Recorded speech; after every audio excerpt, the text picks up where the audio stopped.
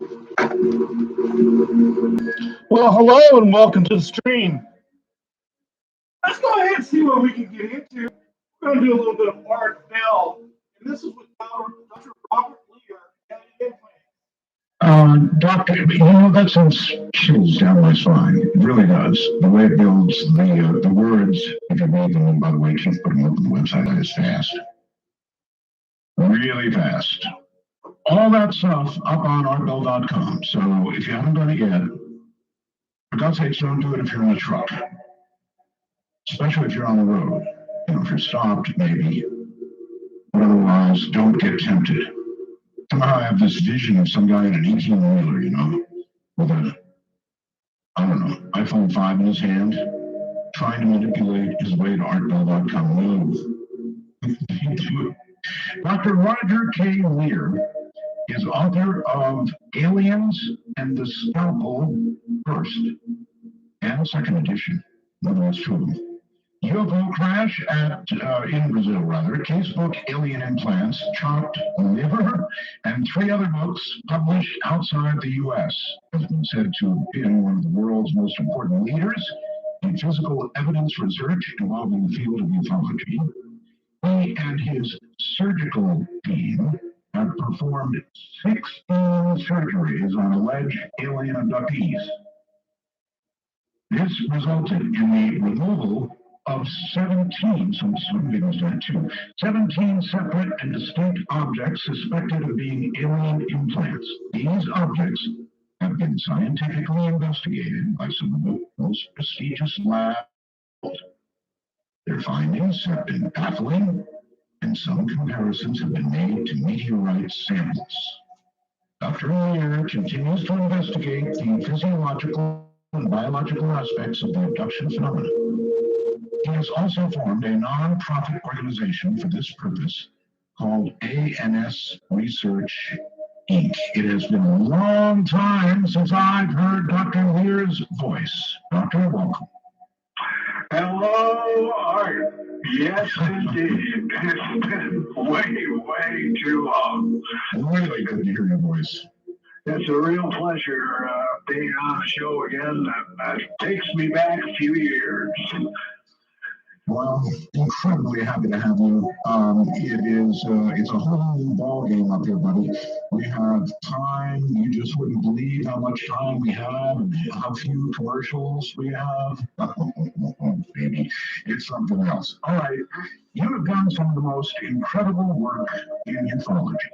Period. It's as simple as that. I mean, taking implants out of people, and of course, at the same time, you've been an ufologist. So you're a doctor, you're a ufologist. I don't know. You tell me about yourself. Well, I got real busy. I was interrupted for a bit with a very nasty virus, which today is called shingles, which led to a 7-hour surgery and about 20 days in the hospital. So that kind of put me out of commission for a while, but I'm back. I have heard that shingles are the single most painful condition Is that? That is 100% on. That is the truth. But the subject of shingles from the medical aspect has been absolutely aborted. It's turned into something of an absolute lie. And I was, somehow the victim of one of those lies. Shingles has absolutely nothing to do with the chickenpox virus. Oh no, they didn't lie to me on TV, did they? If you have I saw that. If you had chickenpox, you already have the shingles virus in you. Now, if you believe that, I've got several bridges that I want to sell. Well, you're kind of in the bridge selling business anyway, right? Right. But anyway, any of our listeners can check this out if they want to do a little simple research. I looked at the virus that caused shingles so many years ago. It's funny it got renamed because it was called herpes zoster. And it was comparing that to herpes simplex, which is the virus that causes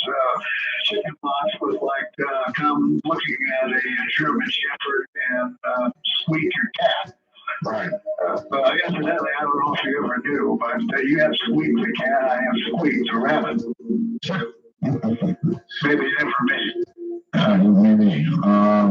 And listen, are you healed? Are you better now? Yeah, as I said, I'm back doing my thing again, and I have been for a while. I still have. But they didn't find anything else in there, did they? With the shows? No, but I had to wind up having two arterial bypasses done because I wound up with a hole about as big as a baseball on my ankle, and that had to be filled in with grafts and all that sort of wonderful things. But yeah, it's been quite an experience. But Yeah, you've really been through it. You've really been through it. All right. Okay. but you know, I made the best of it. I got a new book coming out, which will be out next month, which I can't remember. I can't mention the name because of the agreement with the publisher. But I can say that the foreword was written by Dr. Edgar Mitchell, the astronaut from Apollo 14. Excellent, of course. Really looking forward to that coming out. And it's got a lot of the new information, which we haven't talked about in years, but we found stuff that has gone far, far beyond what we had talked about in latter years. We'll talk about it later tonight. I would love to. In fact, Keith put a report up on the website. So if people want to go to artbill.com, they can take a look. There's some pictures up there too. They're ultramicro photographs. And when we talk about this, then they'll be able to actually see the things that I'm talking about. Okay. All right, excellent. I've got the website right next to me, so I'll be going over there to look myself. All right. Are you still performing surgeries for the removal of alien implants? Yes.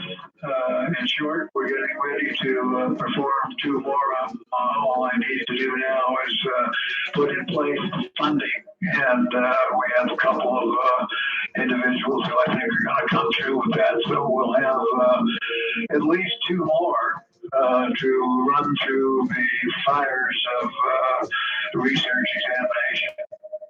All right. If I were to come to you, doctor, and say, and being very serious, and say, look, I really think I was abducted. I think that I've got an implant right here. I'll say my leg, just as an example. I've got an implant in my leg. It occurred or happened during the abduction. I've got a little scar here left from it that you can see. I'm kind of curious how you would vet me. In other words, how you would treat me and how it would go.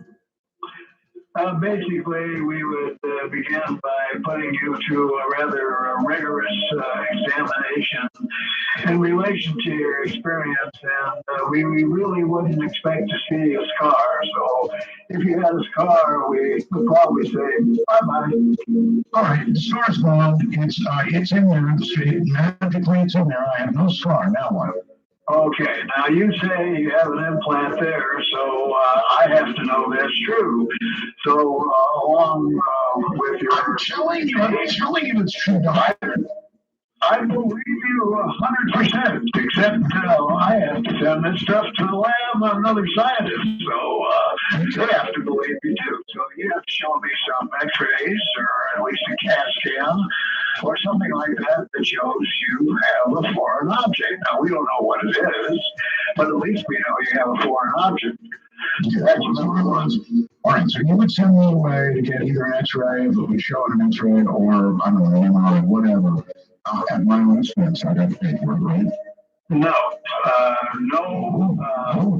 no examinations, treatment, or surgery that is under the auspices of ANS Research is there any charges made. And also, if we do find something and you want to take it out, your idea, you want it, not ours. Well, I hate it. It's in there. It's bothering me, so I want to go, of course. Now, do I have to sign a lot of papers and stuff saying that I will donate my object to you when we're all done? Exactly. It becomes the property of not ANS Research. It becomes the property of the civilization of this planet. And we promise to keep you totally informed of any information which is elicited from the research that this reveals. But every bit of your personal information is kept 100% confidential. So if a television program comes along and wants to do a show, we want to show them the footage, and you don't want your face shown or you don't want your object shown, that's a liberty that we assign to the individual. But to be honest with you, it would depend on where it was. I mean, if it was an embarrassing spot, I probably wouldn't want my face shown. There are people that don't want their face shown. There are people that want their voices disguised. We have done television shows of that nature, and there are people that don't want to be on TV or have anything mentioned that might give anybody a clue as to what they are. Now they sometimes have occupational hazards because they're afraid that even scientists afraid to hire masters. They don't want to lose their income or be embarrassed or called a nutcase or whatever might happen. So they're just, we respect that, and we don't use it, but we do keep the data, and the data is available to the world, because I'm not doing this for myself. I'm not doing it for fun. I'm not making a buck. I'm broke as it can be, especially after going through this illness. But, through the help of very kind people, including someone we both know, and I'm going to give credit on the air, which is Robert Bigelow, was... Hey, Robert. Yay, Robert. Yes, what a guy. He's just a wonderful, wonderful, kind person who is totally responsible for getting this information out to the world. And, when I was ill, he was just absolutely wonderful. Robert is a very, very good friend of mine, Roger, and you know the work he's doing now. He's solidly now in aerospace and launching satellites like crazy and getting ready to put a hotel in space. Absolutely, and he deserves it. This is something that he worked for. This has been a goal of his for many, many years since he established NID, which helped me greatly with the research. I also understand historically that he had purchased a radio station in the Union Plaza Hotel where a very strange show began, with a very famous person now by the name of Art Bell. Yes, sir. Yes, sir. He's really special. Do you know what he did? He actually, a few years ago, landed a helicopter in my backyard. That was quite an affair, boy, I'll tell you what. Yeah, the dust that came up and that landed. Landed a hotel in my backyard, flew myself and my wife into Vegas, and we got a real inside look. Satellites preparing to launch, the whole assembly facility there. Oh, God, it was incredible. So, years of work since then. I guess it's about time for me to have Robert back on the air. Yeah. All right. Now, go ahead. Yeah, I was just going to say, I suggested to your program producer, Paul, that I would like to see Robert back on the air because, like you mentioned, he's in a wonderful position right now. He's going to do some first in space that has never been done before in cooperation with a few other people who are making headlines. But Bob always seems to stay, out of the current. You don't see his name, and you do see these other guys. But you know who he reminds me of, Roger? I know who you're going to say, but probably Howard Hughes. No. Although there's reason to make that comparison, but no, he reminds me of the billionaire in Contact, the one who's on the screen to Jodie Foster and leans down and looks at the camera and says, "Want to take a ride?" Yes. Excellent. Yeah, that's true. Absolutely true. So he's been, as I said, most of the things, let's talk about the truth. Most of the things that have happened in ufology that have made books and comments for all kinds of television and radio shows have been sponsored by Bob Bidwell. I was shocked to find out that the Rockefeller event that occurred years and years ago, well, Rockefeller did pay for some of that. He paid for a quarter of it. Bob paid the rest. Yep. I know he's doing a lot of research, serious and expensive research in ufology. Yeah, absolutely. He's, one of the people on the face of this planet that is responsible for a number of different things. Now, there are a lot of other people getting on the bandwagon at the present time because I believe finally the world is waking up to a new reality. Now, we've got Stephen Bassett, for example, who did the citizens hearing in Washington, D.C., 5 days long of testimony. I was there. I was on the last day, which was a lucky thing for me because I got to hear what everybody else said. So I knew the way to go. But, it was an intense, very, very intense feeling to sit there and relate this information to 80 years or 60 years of congressional abilities that the panel had, and to get to know them through the years. And I learned probably as much about the government of the United States as they learned about ufology. All right.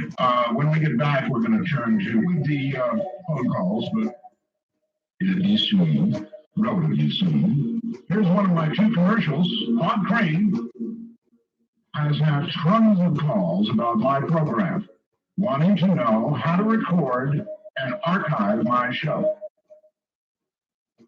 I love music. The CC Witness Plus is the way to do it. Now, I understand that a lot of you listen stream program, still looking for that 1001 there, stream the program on your computer or, I don't know, your phone, whatever. So this is the answer for you. Maybe we're not on at a time that you like. So you get the CC Witness Plus, hook it up to whatever, your laptop, your desktop, your phone, your tablet. God, there's so much these days, right? And now that, of course, you're not interrupted with a 90-minute timeout, you're ready to rock for 4 hours, and you record the show and then listen to it at your leisure. The CC Witness Plus comes with 2 gigabytes onboard memory. It'll take a 4 gig SD card. This way you can take your recordings anywhere you go. Listen anytime you want. No use being stuck on a computer or at a computer, right? Comes with 20 timers, easy to program piece cake. Easy CD quality, creates CD quality recordings. Has an AM FM radio built in and a microphone built in. So it's good for all kinds of things. Small stereo speakers. You'll never miss out again on a show with the CC Witness Plus. You can order right now for $149.95. No, it's not cheap.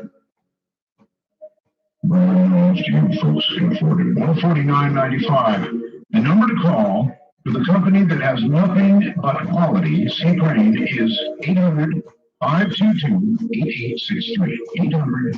800-522-8863. Now, once again, Dr. Roger Lear. Dr. Lear, we've got a subscriber base on XM of around 27 million people. That's a bunch of people. And, a lot of them haven't ever heard my program before. I had Whitley on about, I don't know, within a month. And we all know, I know anyway, Whitley had an implant attempted to be removed from his ear. And there are those who doubt what Whitley says. I'm not one of them because I know the man really well. But you're part of the team that tried to remove that implant from Whitley's ear. Am I right? Partially right. I met the physician who was the guy that tried to remove it from the ear, and had quite a conversation with him. And I listened to his explanation of what he saw, how he panicked when it moved out of the way. And In other words, when the scalpel came in here, to be clear, the surgeon says the implant actually moved in Whitley's ear, yes? that's correct. It moved out of the way, but he was able to get a little piece of it, which was sent in for pathology, and there was some mysterious material, but there wasn't enough there to really make a determination what it was. And then later, Whitley wanted me to take another shot at it, and I said, well, if that's what you want to do, and you're 100% sure, I'll do it. And then he said, can you guarantee me that after it's done, I won't be dead? And I said, no. That's a stopper. Yep. That's a showstopper. So I remember, maybe you can tell me why doctors do this, Dr. Lear, but when we had Asia, when my wife was in labor, actually, the doctor had been telling her it was a C-section, and the doctor had been telling her every visit when we go, for the normal checkup, everything is fine, everything is great, it'll be a C-section, just get nothing to it. And then when you're actually in the hospital, you're in the middle of labor, the doctor stands at the end of the bed and says, I need to read you this list of risks. And there's this long list of, well, you might stop breathing, you might die. And, it's like a showstopper. Of course, in that case, you can't stop the show, but my goodness, they wait until the last moment to read you the risks. well, that's not right, because you're supposed to have that list all done and signed before you ever plunk your fanny in the bed. Well, she might have done that. She might have signed and not exactly known, all the papers you had to sign. Really not too good bedside manner to, I suppose I went to an ophthalmologist and I was going to have a cataract done. And I signed all the stuff, and at the last moment he says, well, this procedure is just an ordinary procedure. We've done thousands of them. But it could wind up alive. Yes, that's right. So anyway, we said, you can't guarantee me I won't die. And he said, no. And that stopped that. So, but it's still in his ear. It still moves. At least it was the last time I talked to him. But I can't make that kind of a guarantee. Lord knows what could happen. We don't know what's going to happen from day to day as he never touches the ear or whatever. So I carried away, I guess, and began chasing it around his head. Yeah, he was actually down had a meeting with one of his publishers, and it got bright red and hot. He had to run out and go to the restroom and put some cold water on to cool it off. It's not that funny. I have seen his ear turn red. I've seen it myself. Yeah, he showed it to me one time too, when it was glowing beautifully red. I wanted not to change gears, but I just want to take this opportunity to thank a few people. One is Keith Rowland, who did a wonderful job of the immense amount of material I put up on the website in time for the show. And actually, I didn't get a chance to thank you for the great, wonderful, marvelous, fantastic quote that you gave me that we used on the back of the book, I believe, for a UFO crash in Brazil. That was just something that I will always thank you for the rest of my life. Oh, thank you. And you're right about that. There's a very great deal of photography up on the website. And you can follow along, folks, by going to artbell.com. Just find the name Roger Lear. He's our only guest listed with a human name. And click on that, and then you'll come to the material here, which we're about to talk about. So you might as well get it on the screen, along with so much else to watch up there. Now, I'm not sure where to begin. I guess I guess I'll leave it to you. There's so much material that we have to go through, but I'm right at the first picture, 4:59 a.m., May 15, 2009, and I guess I'm looking at something that was taken out of somebody, or what am I seeing? Well, I believe if you're seeing a date, you're probably looking at a UFO. And that's probably part of the material from the Convergus Turkey UFO, which showed up 3 years in a row. I just happened to be there and looking through the camera when that was filmed. So there's a large amount of material on that UFO. Now, the camera we were using was a camera with a 300 millimeter lens and electronic doubler. That means that you got to double it to 600 millimeters. Let me explain what the situation was at the time. There were 3 conferences that went on each year. And following the conference, during the conference, we'll come back, UFOs were passing over the conference center like looking at traffic on a freeway. Where was this? This was in Istanbul, Turkey. Right, okay. Just to give you some idea, Doctor, when I look at this photograph, it could either be a large object far away, or it could have been something you removed from somebody's ear. In other words, in the first 2 photographs, there is no reference for size. Right. It was, when we get farther into it, you'll see the estimates about it. This was taken out over the sea. And it was from the European coast. So the investigations that were done on the video gave us, maybe it might have been 20 miles away. Also, the sky was clear, but the moon was bright, and the craft was being lit by the moon. However, if you go down to the following pictures, you'll see that as we push closer and closer and closer on the craft, we can see that the front end of it is rounded. I'm looking at the video now. Oh my.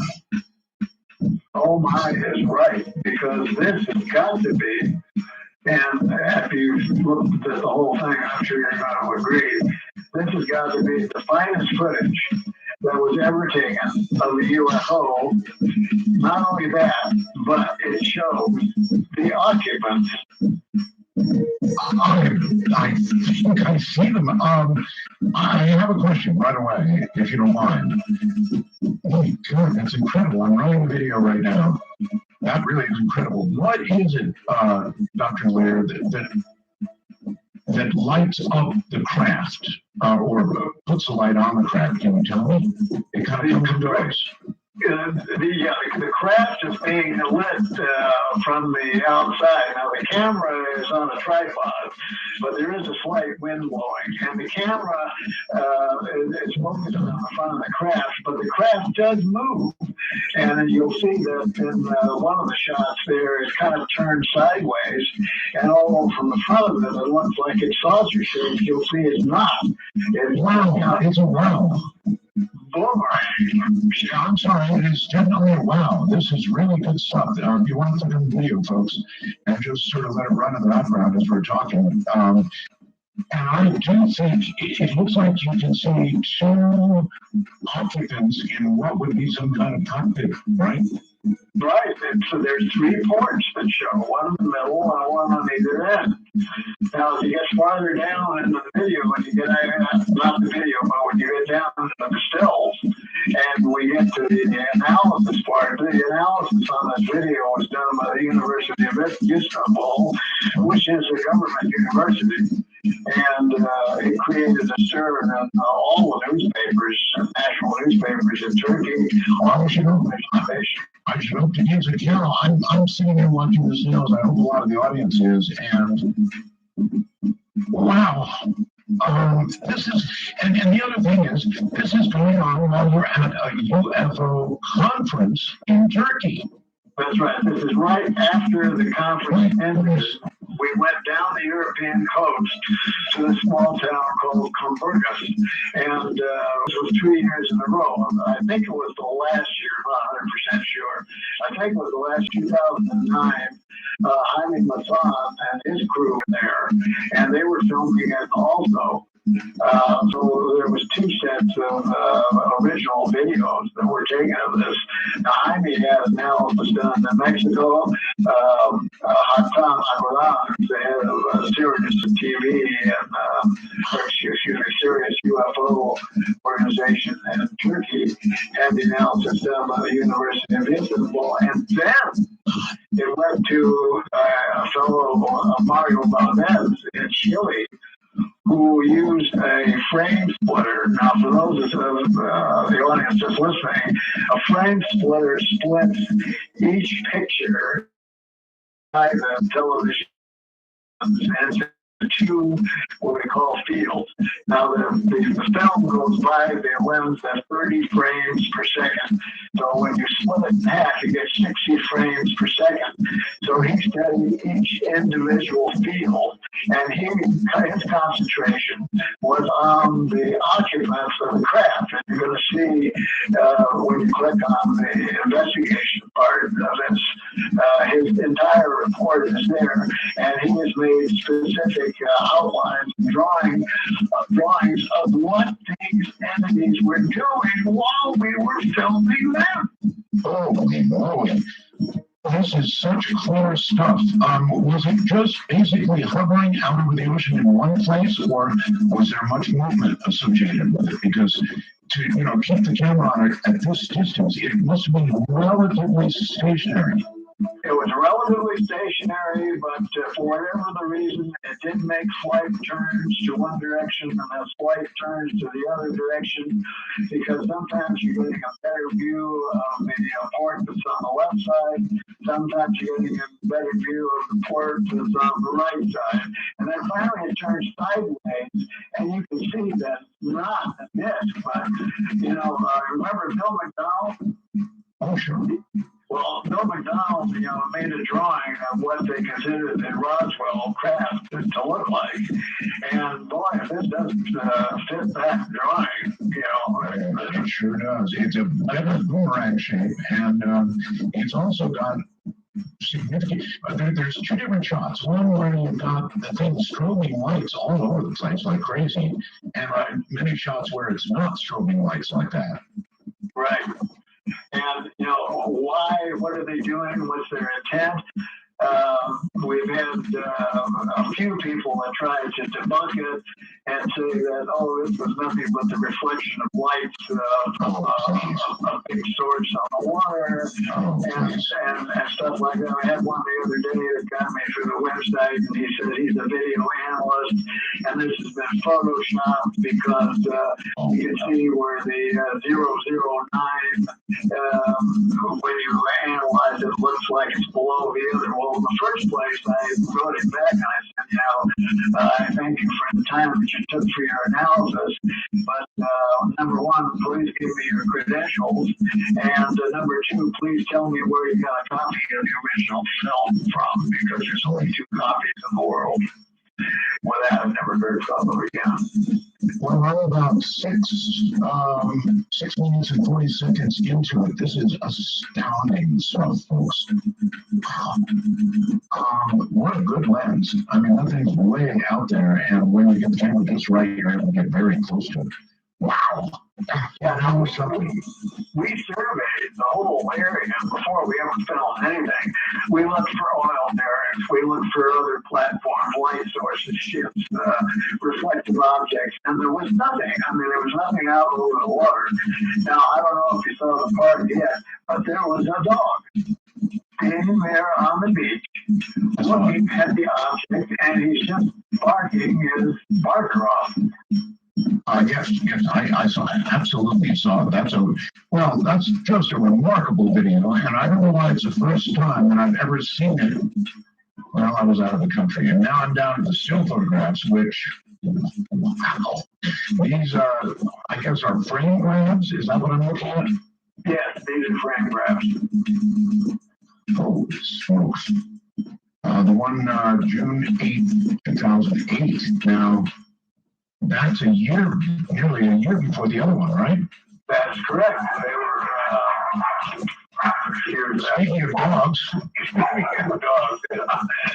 You talk about dogs barking on the beach. These are so smart that they, talking back to me. So in other words, this crowd had been visiting this area for quite a long time. Well, now I discussed this with one of our physicists, and he came up with a very interesting approach. Why did it show up just about the same time for 3 years in a row, at the same time of the night, at the same place, at the same geographical location? And he said this might be an indication of time travel. And what we're looking at might be a time loop. Wow. And he said, all right, I have a question. I guess if this crowd had been showing up night after night after night in the same place, time loop or not, and that's something we can talk about, why wouldn't local military have sent something out to try and figure out what was violating their airspace? In Turkey, that's kind of a strange situation because in Turkey, there's so many UFOs that unless they interfere somehow with human activity, no military force goes out, no police helicopters, no nothing. Nobody does anything. It's so common that you can read about it in the newspapers, you can hear about it on the television show. It's not that exciting. It's like you were talking about the 18-wheel rig. It was an 18-wheel rig, and it was a 1941 model. That might create just a great, news. But when you're in a country where it's so open, now they have had instances. For example, in Turkey, there was 2 instances where commercial airlines became so close to circular craft, saucer-shaped craft on landing, that they became dangerous. The FAA, was really worried about it. Now that did cause some military and commercial stir. Well, you did mention having some, and you know what? In Mexico, it also got so common. In fact, they actually had a couple of, I believe, collisions between UFOs and commercial aircraft. But it got so common in Mexico that otherwise it was almost like part of daily life or something. Oh yes, that occurred after the eclipse. It was like every day. And the same way in Brazil.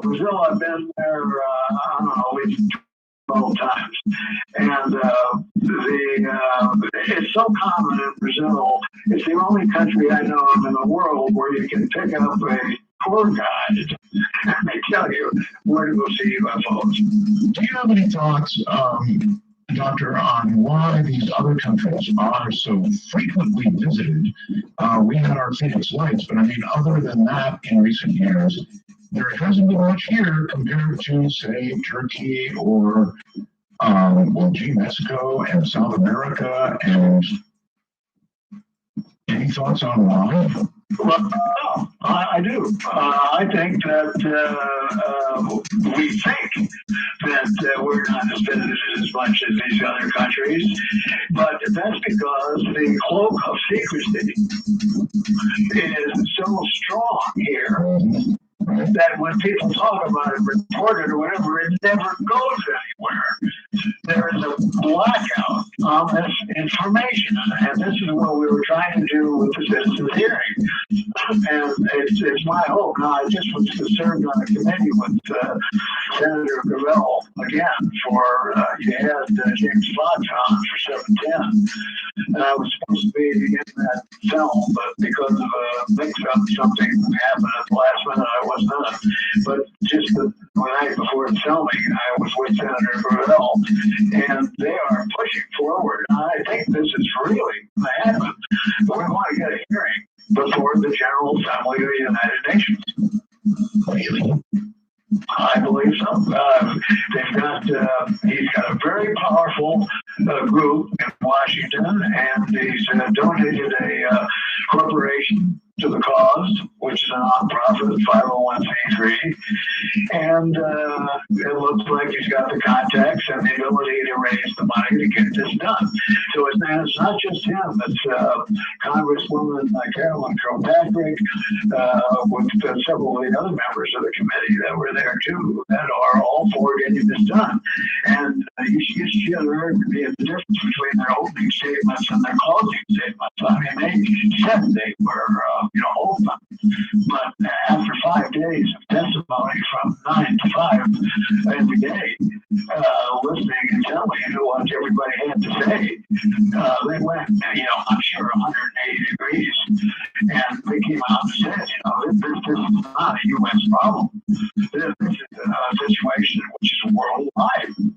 So, we're not buying it. We're not going to get the representation from Congress, but Steve Method is still under the opinion that if we drive our guns, go ahead. And fortunately, been able to raise the money outside the country to do things like this.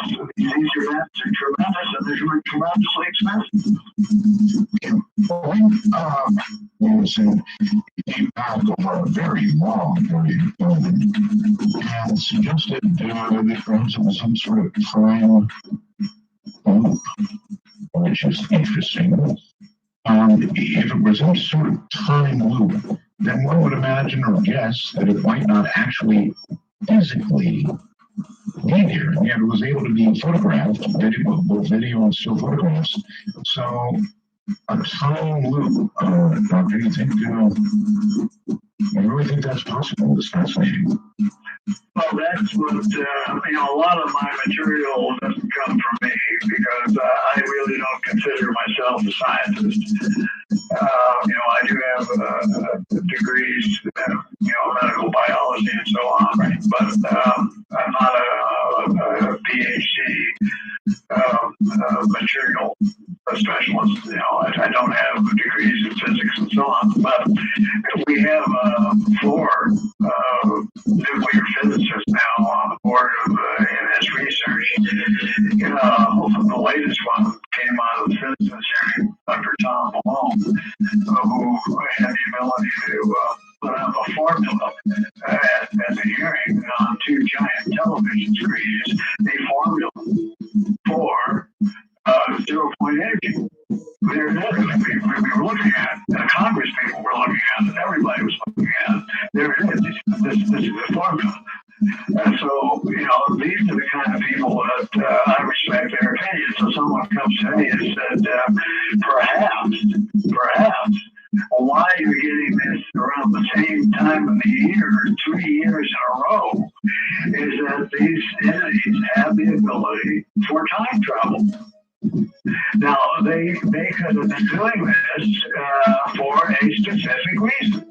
They obviously know our history. They certainly know a lot about human beings, the anatomy, physiology, psychology. There seems to be a few things that certain numbers of races that are non-terrestrial don't know, that they're still learning about us. David Jacobs with his hybrid program, I agree that they are making hybrids, but I unfortunately don't agree that that's the only thing that's being accomplished by the abduction phenomenon.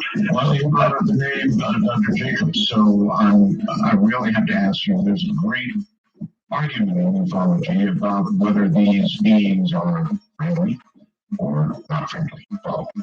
And Dr. Jacobs, by and large, believes that they are not friendly at all.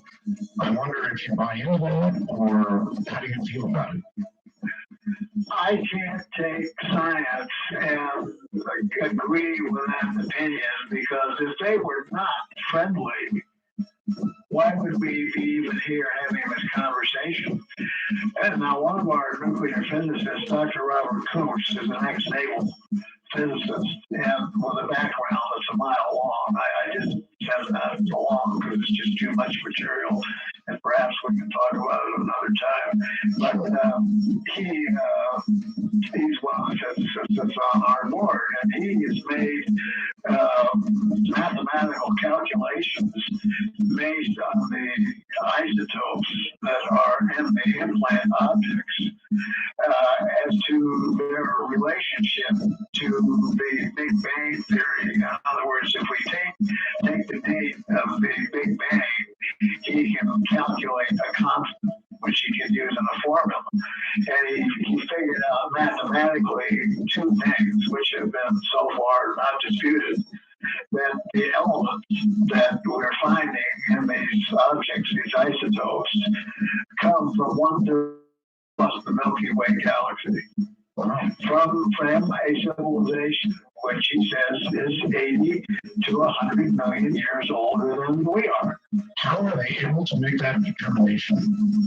It's all with advanced mathematics, and it boils down to basically how Uncle Stan Friedman can say, if you live in New Jersey, you don't go to the Bronx to buy your bread. So if the materials come from a certain area, then you can tell by how long it took the change from one isotope to a next element, how long it took to get there, and you can figure out the age of the civilization. That's the best as I am able to explain it. It's much more complex. So again, I have to take the word of a noted world-renowned physicist. Okay.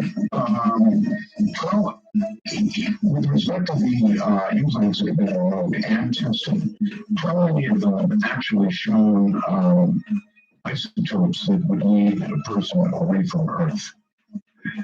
Well, we've done 16 cases. We moved to 17 objects, and you were correct in your summation at the beginning. One of them did have two. Now, in the early days of research, and this is probably what I was talking about so many years ago, the first test that came from Los Alamos laboratories in New Mexico Tech compared to a meteorite sample. So we've gone a long way since those days because science, our science, has advanced. Also, we have better mechanics. To give you an instance, your question relative to the numbers of the objects that we removed, how many of them show extraterrestrial properties. We know that most of them are showing extraterrestrial properties, but we don't know until we look. So now we're able to take advantage of going back to what we have left of the original objects and looking at them again. To give you an example, a scanning electron microscope, which uses high voltage, the kilovoltage, to put out an electron beam, and that electron beam can give us pictures in various steps to a material object. Years ago, when we started doing this, let's say 10,000 kilovolts, you were able to get maybe 100,000 times magnification. If you went higher, and you get what's called scattering, which is just a bunch of electrons bouncing all over the place, we wouldn't get a decent picture. Now, with 10,000 kilovolts, you can get magnifications of around 5 to 600,000 times. You go up to 20,000 kilovolts, then you can get very close to 1 million magnification. We can get down now to looking at one atom, and that's one of the things that we see in these objects are apertures that are only one light. Actually, that we've found, I'm kind of getting ahead of the game here, but our carbon nanotubes, both single walled and double walled carbon nanotubes. Now, slow down. You're saying some of these implants contain carbon nanotubes. That's correct. And 9 years ago, the academic scientific community was arguing whether a carbon nanotube could even exist. and you can't make it. It can't be done. Well, here they are, and now our object, one of them, when we took it out, was 42 years old. Right, that's exactly right. We don't have anything that's done anywhere near that, probably even now. Yeah, you can tell a lot of money in the black budget. We're projects in the world, and you wouldn't have come up with a carbon nanotube, but these go far, far more complex than what is even talked about today, because build a single wall, a tube, but you can also build a double wall. That's what we find. And then let's compare it to those that don't understand what a carbon nanotube is. It's a carbon atom which is connected to another carbon atom and it forms a chain, which is a circle. And then you extend this chain and you get a chain of carbon atoms, and this is carbon nanotube. So you can double wall and you can have twice the thickness, but there's a hole in the center. And the hole in the center can be what we call dope with other material. For example, one of the uses today that they're talking about medically is to put, let's say, an antibiotic or an anti-cancer agent, let's look at it that way, into a small carbon nanotube, and that's called doping.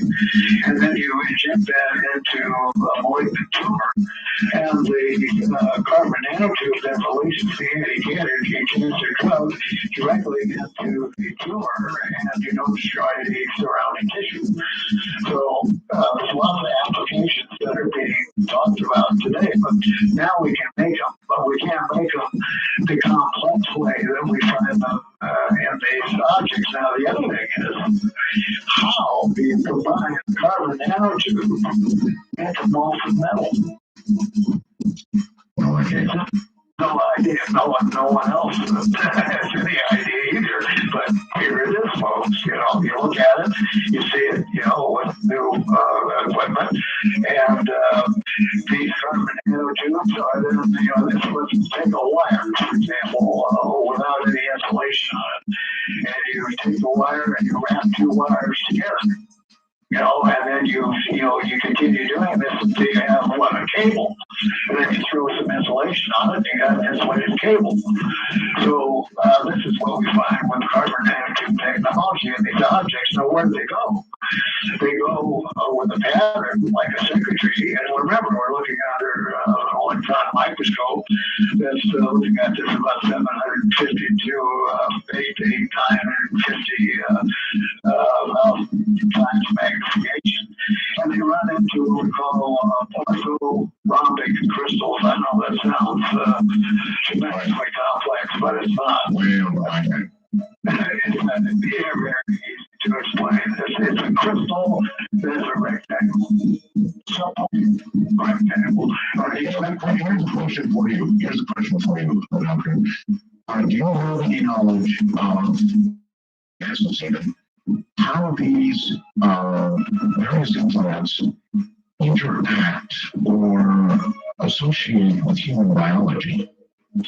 We had some idea. We used to think that they were being powered by the nervous system, as is UCLA now powering small motors to run servos and artificial prosthetic devices. But now we've kind of changed our opinion because we know that you can broadcast energy. And if you broadcast energy, for example, by using a scalar wave, you can power these objects remotely. So let's just accept the possibility. The next thing, in reference to your question of how it's used in the human body, obviously these things we know are being used to relay information, some kind of data. A data pattern. How do we know that? And what, for example, those who have the implants, what are they saying? Are they saying, I hear voices, or I have ideas that I don't recognize as my own, or what? Oh, that's a wonderful question. Here, I'm going to bring it all right in your own backyard. Sure. We have a radio frequency detector, and we've been able to detect radio frequencies coming out of these objects. All right, stop right there. You're finally into an area where I sort of know what I'm talking about. What range of frequencies are you talking about, and what kind of emitted signal are you talking about? They're in the FM band, and I unfortunately don't have the exact figures, which goes out to about 10-digit number, but they're both in the kilohertz and megahertz range in the FM band. You're talking about the commercial broadcast FM band? This is a band I was able to, let's see how to put this. I was able to view a secret chart with all the frequencies from every satellite that is circling our planet, put up by every country. And these are in a category of fixed or mobile deep space frequencies. Okay, but when you're talking about the frequency emission from these implants, I mean, we're talking about two different things here. You're talking about a list of frequencies from satellites orbiting Earth or whatever, and I'm talking about the implants apparently transmitting some sort of signal. Yes. Okay. There's both of the kilohertz range. As I said, I don't have the readings. I'd be happy to send them to you. I would very much enjoy that. Now, one of the things we don't have, and we keep trying to get someone to donate this to us, but we have the radio frequency detector, but we don't have a radio frequency analyzer, so we can't capture the wave. Now you're talking about pretty big money here. Yeah, I know. The new digital ones are quite costly, but I think we could settle for an old analog one. So if you were to get a donation by somebody, you wouldn't be unhappy about that? Not unhappy at all. We would certainly pass this information right back to the public where it belongs. Okay. The other possibility is here, and you got to consider this, no matter what radio wave it happens to be, I really agree with Stan Friedman when he talks about SETI as being silly effort to investigate. What organization, especially when we have a physicist that's telling us these are 80 million years old and we are using radio waves for some kind of communication or data collection and rights of preposterous. So there's either one of two things going on if you look at it logically. Either there's a deal made where the information that's being broadcast from these objects is being received here by some earthly source, and they're tapping into the information that's coming out going somewhere else. It's a piggyback sort of thing. Or what we have is again, this is more in your area than mine, so you can probably tell me, scalar wave technology. When it comes into our electromagnetic spectrum, we're getting a harmonic that looks like a radio wave, but really may not be. Well, that's testable. And we know that scalar waves are faster than the speed of light. And Tom Malone, a physicist in Washington, testified before the committee that this is a way to communicate in deep space. And you don't have to wait for 4 years to get your instrument. Well, I know radio waves that go at the speed of light or just touch below it, not with scalar waves. So I don't know scalar waves. You're saying they're faster than light. That's correct. I didn't know that had been proven. Oh, yes. Yeah, that's accepted modern technology. Tom is not only a theoretical, but he's also a mechanical physicist. So the things that he's investigated, he's already done in the laboratory. So when he comes up with these statements, it's already been done. Well, I wasn't aware of it. I was aware that quantum movement, because certainly if there is communication is faster than light, certainly, but I don't know about scalar waves, so maybe. So anyway, where do we move from here? Where would you like to go from here? I know you've got a lot of material up there. Well, let's see. I've told you some of the things that we found and the objects that we've removed with more modern techniques. Let's hit on a few other ones. Some of the things we understand, some of the things we don't understand. And when we see the carbon nanotechnology involved with the orthorhombic crystals, we know that crystals, since the beginning of radio, have been a very important device for the receiving of radio frequencies. So this is kind of advanced crystallography, if you want to put it that way. But we also see objects that we don't understand. We see gold spheres that are about 4 to 10 atoms in diameter. We don't know what they're for. We find other inclusions of metals that we don't know what they're for. I told you about the 1 atom apertures. We're not sure what they do. We also... If I can, let me drag you back to the question I asked you, and that is, and you said it was a good one. What do you know about what these people report, these people who have things in them? Are they being told things? Are they aware of some communication that's being made with them? In other words, I'm looking for some clue to what these things are doing. Okay, I'll let you have it. Now, scientifically, which I like to say with the scientific approach, opinions, are fine. But not all of it has to be. I mean, if you're reporting that those things are controlling them, or giving them ideas, or communicating in some way, I understand it's not scientific, but I'd love to hear it. Okay, well, we're looking at a different ballgame. Number one, why is the abduction phenomenon going on in the first place? We have to go back to that. Let's do it. We know that, and I've been in 42 countries in 7 years, so it's relatively the same in the United States as it is in Brazil or in the Middle Eastern countries or in Africa. It doesn't make any difference. Some of the entities that are seen may be a little bit different, but 99%, I would say, of all cases involve the taking of ova and sperm. Now, whoever is taking this thing doesn't work for the cooking channel, and they're not making omelets.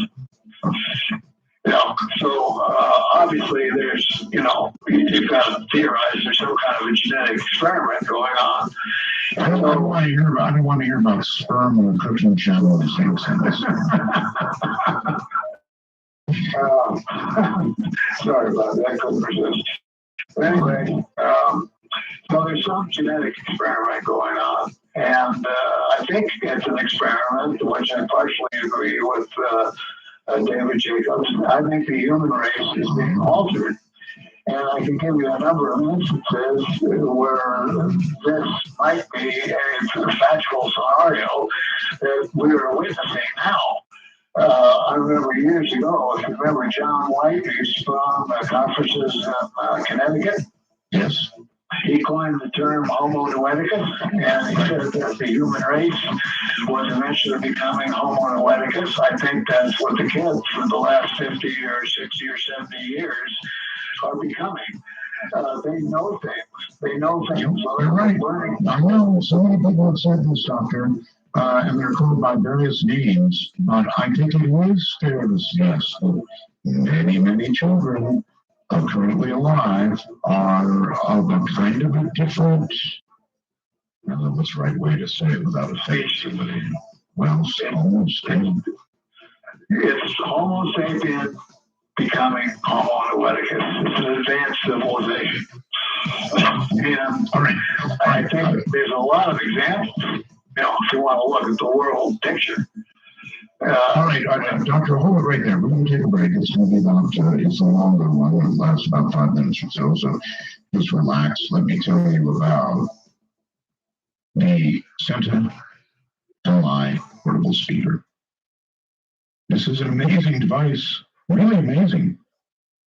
Attention drivers, if you're listening to my show on your smartphone or your tablet because you don't have a satellite receiver in your vehicle, then you totally need Ally Bluetooth speaker.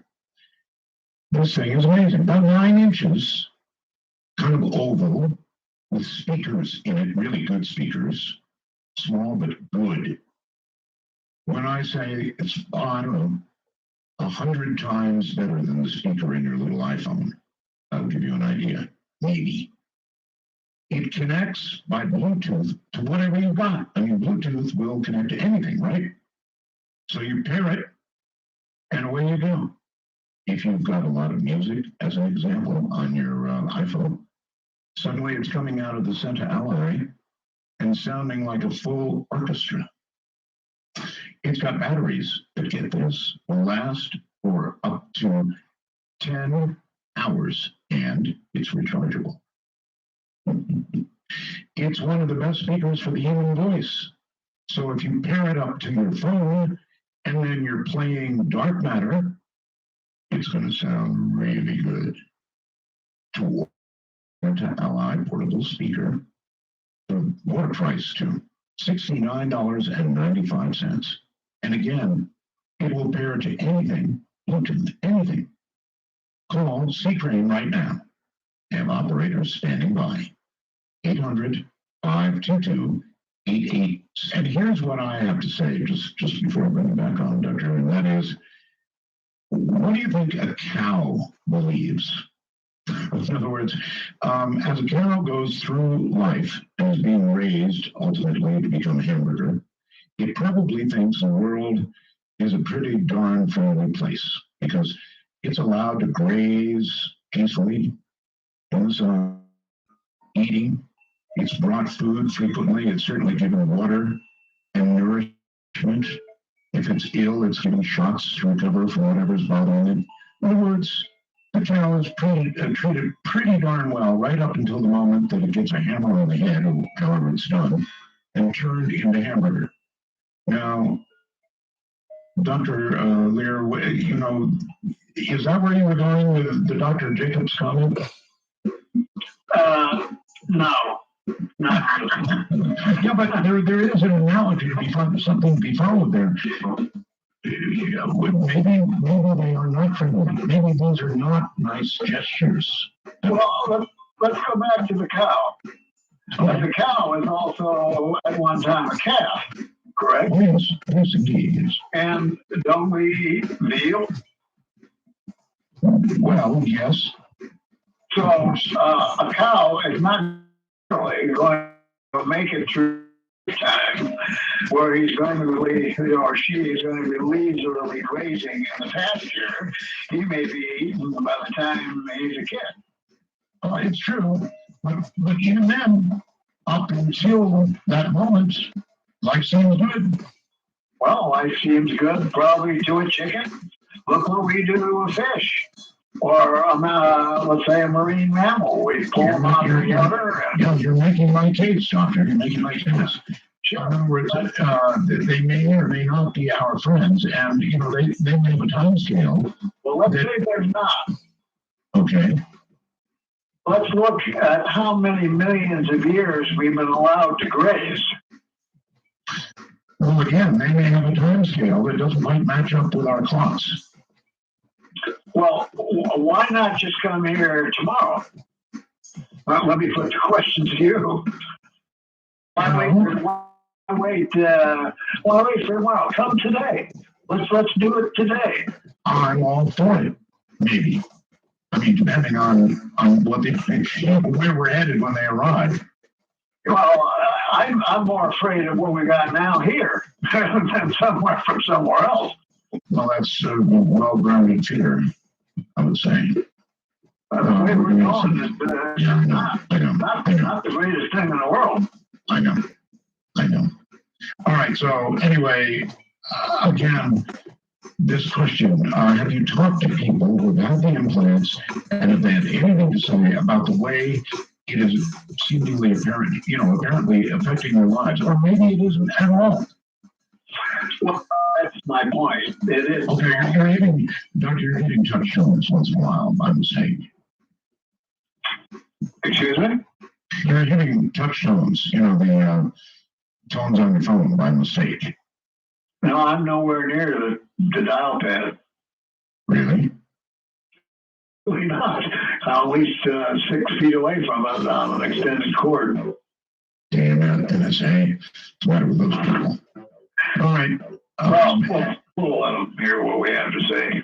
They're tapping in everything anyway. Anyway, back to where we were, as to what is actually being emitted from these objects. I think it's data. And I think the data is, that's where we were heading before I made the comment about homeless. But since if we agree that it's a possibility, and again, I want to say that I've said this over and over, all over the world. If anybody gets on anybody's program or in a public place, a public forum, and tells you they have all the answers, then my thing is you better put a finger in each ear as fast as you can go. Well, if you have all the answers, I don't even want to talk to you. It's impossible to have all the answers. So I'm afraid that puts people in a specific category. More than they could ever be on the show. Yeah, well, that's why I kind of like to stay with the scientific approach. There's things that are theoretical, which you're allowed to do, and things that are not. But even things that are theoretical still have to be proven. So we know that there's data. We know there's a data stream coming out of these objects. And I believe that the data has to do with the changes in our DNA that are now occurring on a regular basis.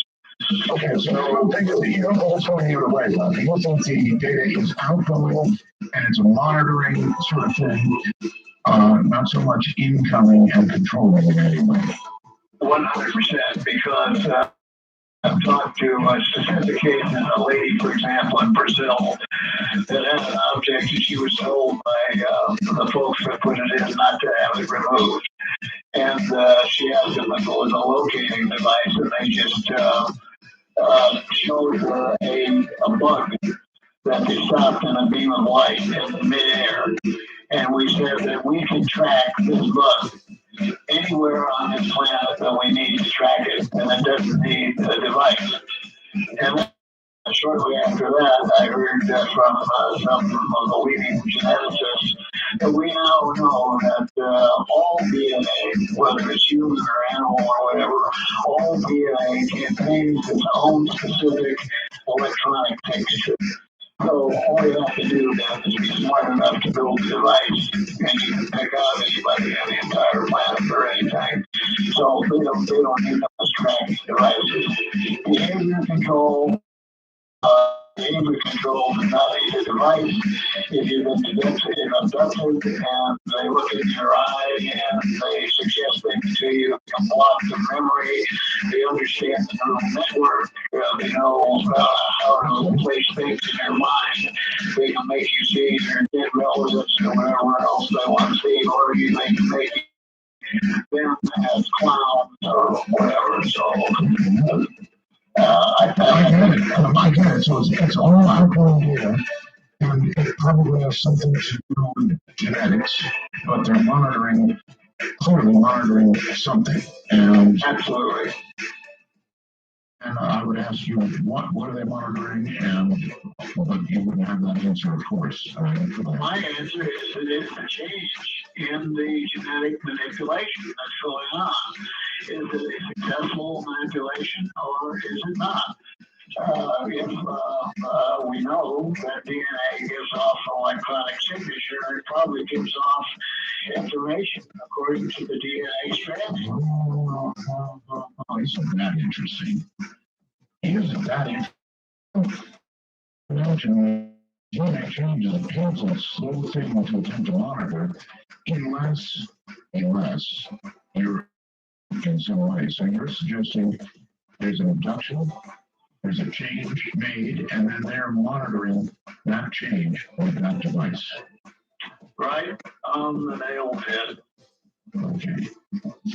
Now, I want to modify that by saying, I've got thousands of abductee cases, and a lot of them see grays, the typical, bumper sticker, black-eyed grays.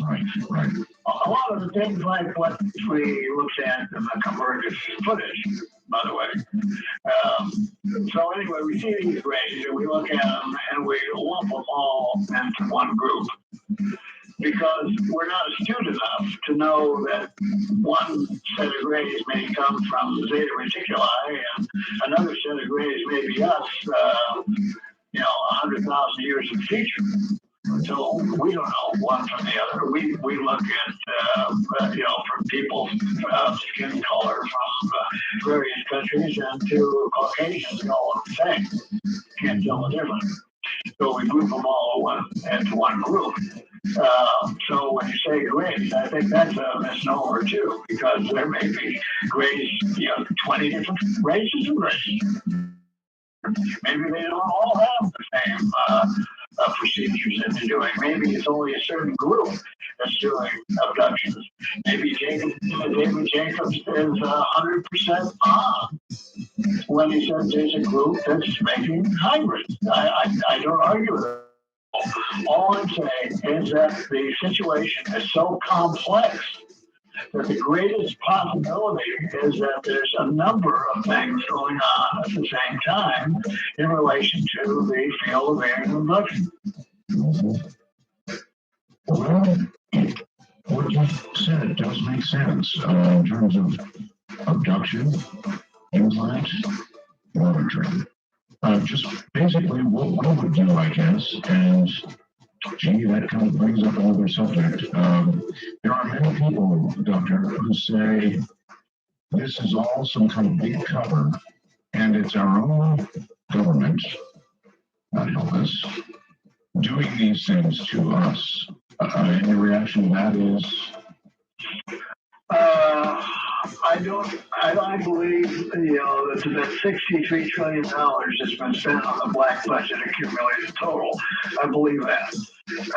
But I also believe that when it says that they may be 100 years ahead of academic technology, I think that could be the case too. I think that we may be flying in space somewhere around our solar system, but I don't think we've left it. So we do have some advanced technology. In fact, Senator Gravel in this hearing admitted, in front of the witnesses and all the other people that were there and on streaming their video, that we have our own space fleet. Now that is quite an admission coming from government. It certainly is. Like I said, he actually said that he thought that was the case. He think the case, or that is the case, and you can. If you go into the archive, and I think it's still up on the Citizens Hearing, you can get to the place where he makes that statement. Wow. So, do we have the abilities to do these things? I think to a certain extent, but just like when the object that went over your head, you could say, well, maybe that was some secret military thing, or maybe it was from somewhere else. But when you take the Phoenix situation and you have people reporting that one wingtip is over one mountain range and the other wingtip is over another mountain range, I don't think that's fair. All right. There's great argument about this everywhere I go, and that is whether or not the White House, the president actually, has knowledge of extraterrestrial presence here, or whether this is the kind of thing kept from presidents or from some presidents. What a wonderful and timely question, because I have my little pointer here on the website, markbell.com, And if the folks would click on the OSTP report given to President Obama, they will see a surprising document that answers your question in its entirety. Where is it? Where is it? Now I'm the one saying where is it? I'm in your photographs, your pictures. Is that where I can be, or? No, you've got to click on OSTP report, which is before that. Okay, show references, images for dark matter, Kumberger's tricky UFO, full image analysis shows occupants, and right below it is OSTP report. Okay, got it. Got it. You click on that, you'll see it says black ball, and then the Office of the President, Office of Science, Technology, Policy. And this is dated March the 22nd, 2011, and you can see that certain names have been redacted, and this is in response to John Greenwald, who now has a huge number of documents on the black ball that procured this for me. And it was written by James C. Hollenberger, who is the head of this committee. And if you go down the report and enlarge it, makes it easier to see, you'll see that there's an entire report on me and the work that we have done with the implants and how this was done at the time when Mr. Obama was looking for funds for his national health care plan. And for example, it said for just the facts, UFO investigators, Mosier is one of the scientists that was previously on our board, offered compelling news of the 2009 X Conference press conference, hardly that can be analytical and results point towards the non-human origin of the devices. So the President Obama isn't in the White House. You bet your bottom dollar. All right. Dummy Me doesn't have Adobe Reader loaded, so I'm doing that. So he knows exactly what's going on. Exactly. And if you want me to add a little more icing to this cake, when I arrived the first day at Citizens, I was met by Congresswoman Carolyn Kilpatrick, who grabbed me by the sleeve and took me aside and said, there is someone who that's here that would like to talk to you for a few minutes if you have time. So I said, well, of course. She didn't tell me who it was, and I had my assistant Linda with me. And so this was at the press club, so she took me down to the bottom floor. We went to the little restaurant there, and as we noticed when I walked in the door, there were some very large black folk, very well dressed in suits, with a curly Q wire going into their ears, talking to their wrists. And we then were led around the corner to kind of a private area where there was a table set up. And who was sitting at the table but none other than Minister Louis Farrakhan. Now, Minister Louis Farrakhan had invited me and several other guests a few years back to lecture to the Muslim nation about UFOs. And he's been teaching for years his following that the UFOs are the wheels of Ezekiel in the Bible. So when we started giving out the information on ufology, of course mine was on the abduction situation and implants, I didn't know what the audience knew or what they didn't know. But it turned out they knew just about as much as someone that was sitting in the audience of a UFO conference. And it was amazing. And he jumped up from the table. He was on the telephone. And I heard him say, you'll have to excuse me. I will get back to you soon. So he got up and he came over with a very friendly greeting and told me how nice it was for me to be there and for him to see me again. And I was very excited about the whole situation. Totally.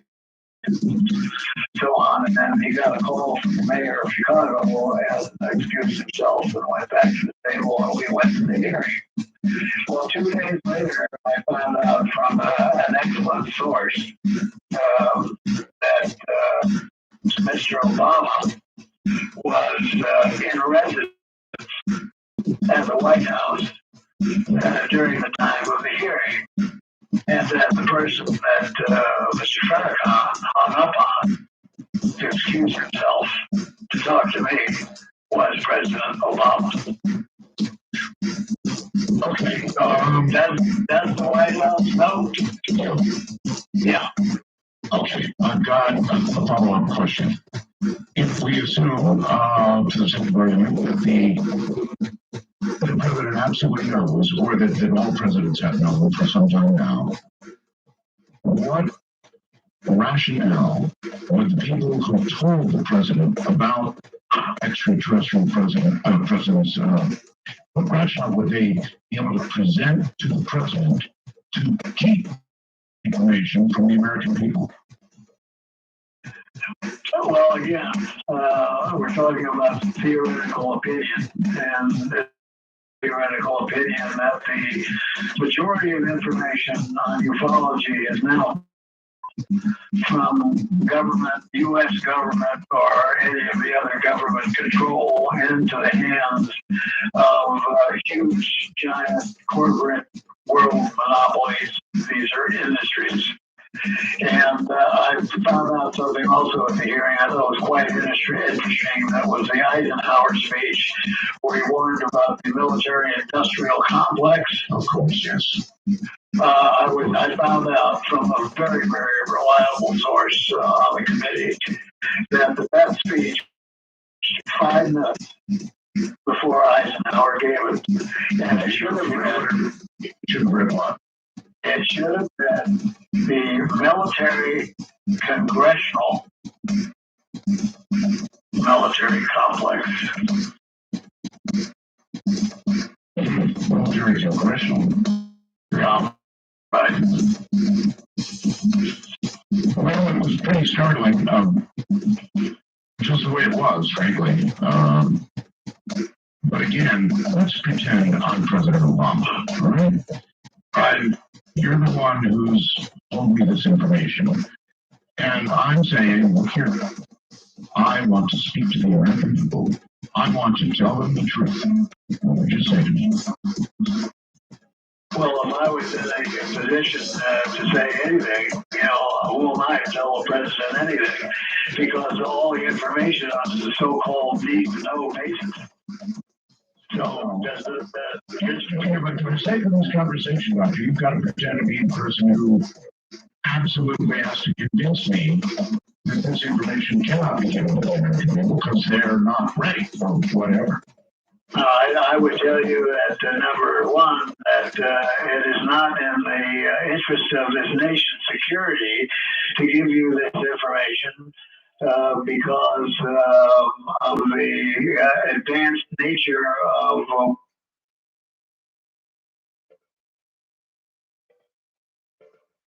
Well, they don't come any better. 855 real UFO. That's 855 real UFO or 832 5836. So, Doctor, you think that presidents know about this and they are told something that prevents them from going on TV and telling everybody? God knows every now and then a president needs something to take the American people's minds off of, whatever political mess they're in at the moment, right? And yet they don't do it.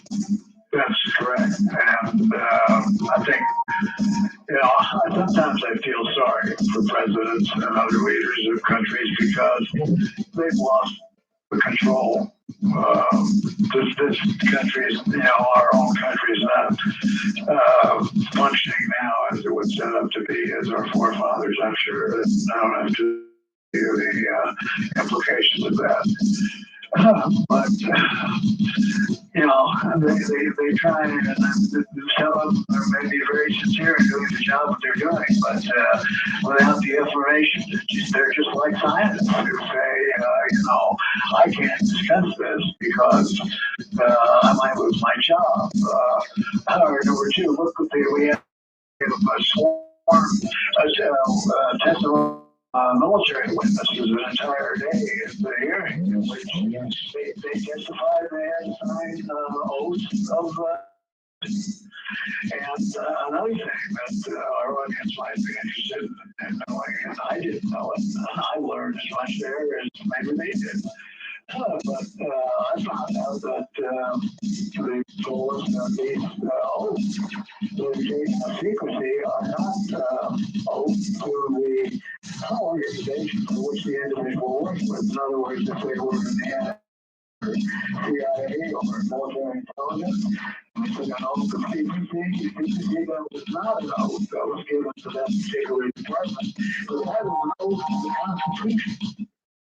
The Constitution of the United States also has the right of regress, so that every single one of them has the legal right to go before Congress and say, I'm taking it back, I'm taking my word back, and I'm going to tell whoever it is that I want to tell. And there's nothing that can be done about it. It takes a lot of guts to do that. Takes a lot of guts, but look at the people that are now coming forth. Lots and lots of military officers that are still around that have guilty knowledge, and they're talking about it. So they there's also people who have told things and end up living in Russia because that's the only option. Well, there are people who have told things that aren't living anywhere. Another extremely good point, one that we've discussed on this program any number of times. This is something so big that taking a life or lives over it, I guess it's not too hard to imagine that, is it, Doctor? Not too hard to imagine at all when I think of cases like Stanley Meyer and John Mack and a few of the others I know. I said that the other day about Professor Mack. People they accept what they're told. He didn't look the right way. Boom, that's the end of that. And it was just at an incredibly, right after the African thing. Yeah. I don't buy it. I don't buy it either. He wasn't in poor health. He was in good health. Too much non-suspicion makes me suspicious. Have you ever been in fear for your own life? No, but that's just me, Art. I'm getting to be old. I am old. I'm getting old too. I can hear footsteps. Yeah. Well, what the heck? I'm gonna, if I'm gonna go out in a blaze of glory, I did, one of the other radio shows one night. Was on a cell phone talking, and I got cut off the air when I got home. I thought my battery went dead. The phone, the dash lights dimmed in the car, and I got home to the battery wouldn't take a charge, so I took out the battery, and it was fried. So this is the kind of thing I'm talking about. I wonder if those sorts of things are served up as warnings. I think so. I think if you stay within the limits or within the boundaries of what they think isn't going to bother the public or the security of, I'm not going to say the security of the nation, but the security of the greedy few. Let me put it that way. That you may be okay. But you. All right. I've got another avenue I want to get down here very quickly, and that is, look, you just said a few minutes ago that you had shingles. A couple hours ago, you had shingles, and it kind of wiped you out financially. Now, you're a physician. You've got to be, one would imagine, making a pretty good living. And my question is what in the world, doctor, would cause somebody like yourself, who nice, comfortable life. He's a doctor, could be making good money, and just enjoying life, laying back, to begin to investigate extraterrestrial presence on Earth and all of these UFO sightings, and in your case, implants in human beings. I mean, my gosh, doctor, that's quite a jump to take, and I'm sure a very costly jump in many ways. Well, it was a costly jump, not necessarily because of my illness, but when I got involved in the situation, there wasn't any money to do research, so I started financing it myself. Right. And I dumped a large sum of money and to try to find out, this kind of information. Why did I do it? Yes. That's quite an interesting question. I was interested in Roswell when I was a kid. I remember my father bringing the newspaper and putting it down on the kitchen table, reading the headline. U.S. Army Air Force captures a flying saucer. And then he went on into a long dissertation about I always told you, honey, that, we're not the only living intelligent beings in this vast universe.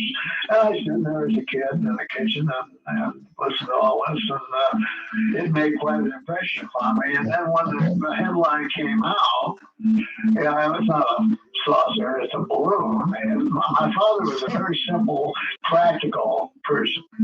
If you considered yourself a plumber, then you better way the water went and the other stuff went too. If you were a mechanic for a car, then you better know everything about an engine. So I remember he said to my mother, and he was irate and furious, "Do you mean to tell me that the United States Army Air Force can't tell the difference between a balloon and a saucer?" Yes, sir. That's right. Oh, okay, I can understand the profound impact that would have on you from your father, no doubt about it. But what I guess I mean here, Doctor, is I can understand you having this as a kind of a hobby, as a kind of a thing to occupy you when you're not professionally engaged. As you begin a career as a physician, to decide publicly, it's a pretty big, expensive move. You're absolutely correct, and I didn't ever expect to be in that position. I got in this through a set of synchronicities that just sort of pushed me on. I did the first surgeries as a joke. I thought, this guy was so funny. He's calling it implants. Well, you got to remember, that when I started doing this, even organizations like MUFON wouldn't accept alien abduction as a real entity. Things flying in the sky, somebody flying them, comes from somewhere else. Maybe they land once in a while, do this, do that. They had treatment talks. Then all of a sudden we start hearing about Betty and Barney Hill, and Jimmy Screamer, and a number of the other Travis Walton, et cetera, cases. And then John Mack appears on the scene and has legitimacy to somebody who's a Harvard professor of psychiatry, and he's working with this guy, Bud Hopkins, and, they're doing hypnosis, and, these things could be real. That's about the time I got into this, and here's a guy comes along and says, I have x-rays of the foot, alien implants on it, what he has to say, so I did. As a challenge, I said, well, if you think these objects are so unusual, why don't you just take them out and see what they are? And even at that, I hear you, but even at that, Doctor, you could have kept it under wraps publicly. You didn't have to begin speaking out on shows like mine and other ones. You didn't have to jeopardize your professional career. You could have kept your mouth shut and done all this quietly. Yeah, you're absolutely correct. But, again, the synchronicity took over, and I started finding things that I couldn't understand. I had to talk to people. I just found something doing the surgery. Have you ever seen anything like this before? No. What is it? Well, I don't know. How do you get the shell off? How do you get the material off? I don't know. It's so hard we can't cut it through it with a scalpel. And so the word started, getting around for the people I was asking, and it just began to spread until more people, it just started piling up. More people started hearing about it, and then if anybody had told me that I would write a book. Oh, well, what item? I'm going to write a book on foot surgery or something else. Yeah, maybe. But to write a book on something as strange as abduction and implants, I would have told them they were insane. So, yeah, so people say, this is data, maybe other people would want to know about this. And then I met John White, who is a book agent, and he becomes my agent, and I turn out writing this book. And then after that, I started out, I didn't want anybody to know who I was. I was Dr. P, some guy doing these weird surgeries. And then more and more people got interested, and so, my name got out there, and that's it. I've done it now. I've stepped over the line. So once you're over, in for a penny, in for a pound. Okay, let's run the phones. Evan in Washington, you're on the air with Dr. X. Yes, Roger. This is Ryan from Washington. I actually know Roger. I'm helping him. I've helped him research this case in Turkey. Oh. Do you know who he is, Doctor? Yes, I certainly do. And I have to thank Ryan for his kindness in putting this material together in such a way that I can have it on my computer and then use it, for example, in the fashion that I sent it to you. He organized a lot of these videos and gave me information that I didn't have. Okay, very good, Ryan. So is that what you're doing, organizing things for the doctor? Yeah, basically everything is public information already, and it was basically broadcast all over the news in Turkey. And basically, all that I've done is just translated it from Turkish to English and try to sort of break the news in the United States, so to speak. But I wanted to ask Roger, could you go into more detail about you were standing on the beach, and can you describe what you saw? I mean, I think it would be important for us to hear that you saw entities there. You saw occupants there. Yes, let's do that. But it's one thing to see what a camera saw, and it's an entirely different thing to have actual eyes on. So, good idea. Yeah, the first place, as Ryan mentioned, this was not right on the beach. It was kind of an elevated platform area where we could walk into a very large patio. And there were a number of us there. I was certainly not the only one there. As I mentioned, in 2009, there was a whole other camera crew there with Jaime Hassan and so on. But we, looked at that area. The sea was calm, and the moon was very bright. And I was saying to myself, after we surveyed the area with binoculars, looking for light contamination and seeing what the weather was like, and no clouds and so on. And the wind was very shallow breeze. Not enough to cause any distortion in the camera, although as I said, it was mounted on a tripod. And then, so we began looking at the moon. So we started focusing on the moon because the moon was bright. And then when we did this, maybe about 200 magnification, we saw a bright light that was just to the left below the moon.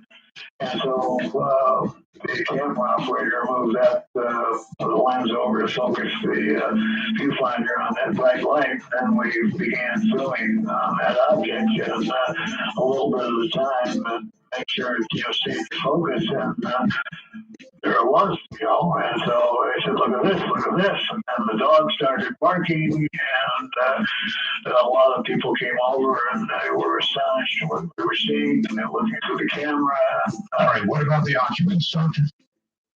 We were able to get tight enough on the front of the object that we could see that there was entities in these three ports. The outside of the craft was being lit by the moon, but there was light that was coming from the interior of the craft that was lighting this area where these entities were. Now, you can see from the camera that they all just look like the same kind of entity, and they were moving around and they were manipulating something. They were doing something as we were watching them.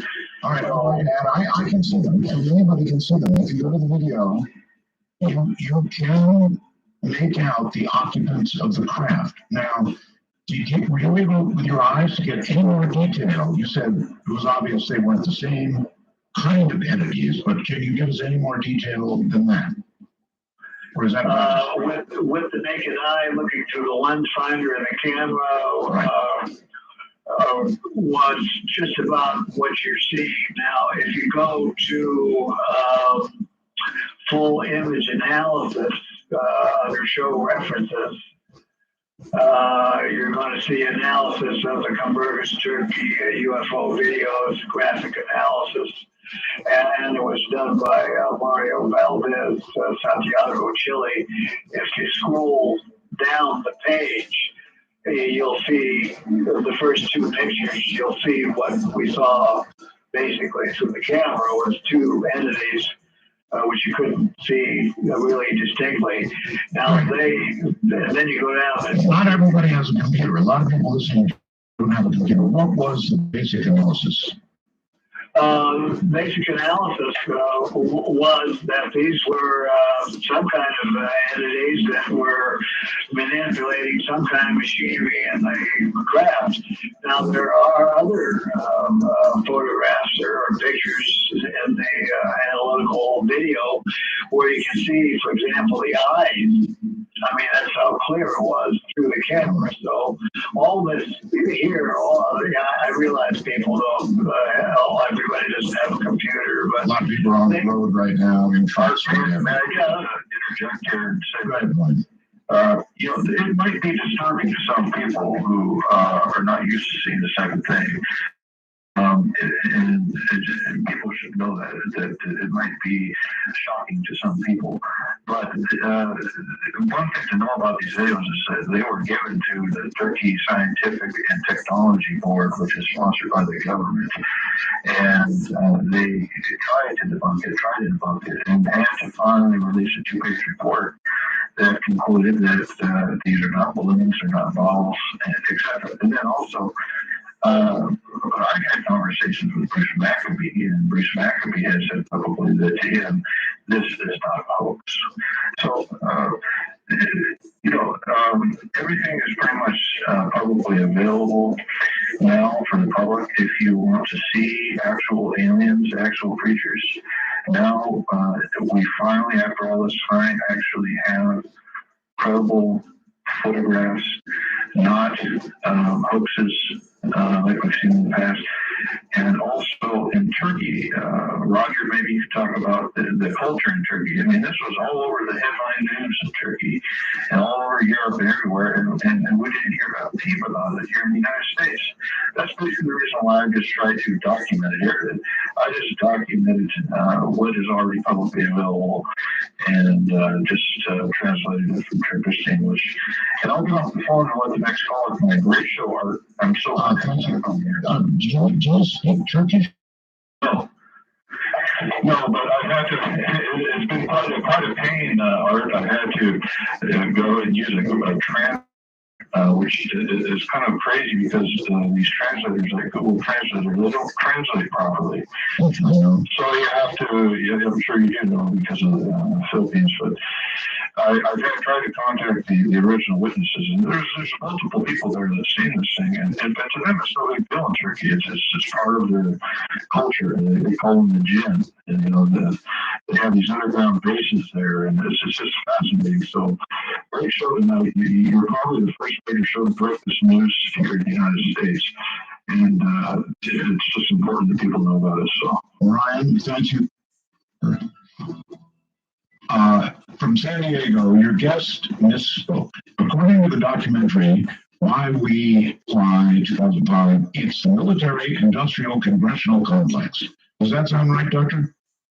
yes, It does? yes. The Military Industrial Congressional Complex, and that's what it was before it became the Military Industrial Complex. That's correct. Okay, back to the phones we go, and let's go to Texas and Jess. Hi. Hey, Art Roswell's. I want to be very clear before I make my comment and ask my question that none of this is personal about Dr. Lear. You've always been a really good listener over the years, Dr. Lear, and I still feel that way. This is more about the credibility of a few of the things that you said and some of the folks you brought up, because I really am interested in how you feel about it. It's an interesting topic. First of all, you've mentioned Senator Mike Gravel a lot of times, and you said that he's got a PAC in Washington, an organization that he's working on this. And I just, frankly, sorry, I just don't think that Senator Mike Gravel is very credible. He was a senator 30 years ago from Alaska. When he ran for the Democratic nomination, he got 1% of the vote. He made Dennis DeSantis look like Henry Clay. And frankly, you know, Senator Mike Gravel is just not the kind of guy who's going to make the government or anybody at the UN listen. But what really made me wonder, and I really want your comments on this, is the idea, and I'm a conservative Republican, but I don't think President Obama is stupid enough to talk to Louis Farrakhan about UFOs on the phone, by text message, by email, by instant message, or anything. And I just don't think that that's a very credible kind of thing. And anybody that would claim that, I think, frankly, loses their credibility instantly. And the other thing I was going to say, Art, is on the citizen hearing, very interesting stuff. You can look it up. It's all up, and there's videos and so forth. But each of the participants was paid $20,000 for their participation. So, you know, you have to ask, even though some of them may be very well-intentioned or credible or what have you, some of the participants participated because they were paid. And I do think that calls into question some of the credibility of it. So the question really, Dr. Lear, is not about the other things that you say, which I think are very interesting and raise a lot of provoking questions. It's more about the idea that if you're serious, or if the UFO community is serious about getting information from the government or having a thing at the United Nations, why wouldn't you bring in more credible people than Louis Farrakhan and Mike Gravel and some of these other folks? Thanks, guys. Okay, kind of an interesting question, I think colored by personal politics, but nevertheless, Dr. Lear, go ahead. Well, I don't know whether to sit here and bust out laughing or what. Our caller is focusing in on things that he knows, obviously made it very apparent, absolutely nothing about. Senator Mike Gravel, no matter what his popularity rating or what he did during the time he was in Congress, was the single one person who was either the hero or for releasing the Pentagon Papers.